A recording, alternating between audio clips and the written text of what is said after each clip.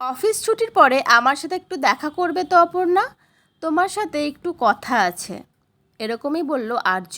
পুরোটা জানতে ভিডিওটি লাইক দিয়ে দেখতে থাকুন। সকাল সকাল আর্যর মা আর্যকে ঘুম থেকে তুলে বাগানে নিয়ে যায়। আর্য বলে, কেন আমাকে এখন বাগানে নিয়ে যাচ্ছ মা? আর্যর মা তখন বাগানে নিয়ে গিয়ে হাত দিয়ে ইশারা করে দেখায় যে ওই দেখো, তোমার লাগানো জুঁই ফুল গাছে ফুল ফুটেছে। আর এটা দেখে খুব খুশি হয়ে যায় আর্য। এই বলে যেই না আর্য সেখান থেকে বেরোবে অমনি আর্যর হাত ধরে ফেলে মা। বলে, কোথায় যাচ্ছ এখন? তখন আর্য বলে, একজনকে কথা দিয়েছি মা, কথা রাখার সময় চলে এসেছে, তাই আমাকে এখন যেতেই হবে।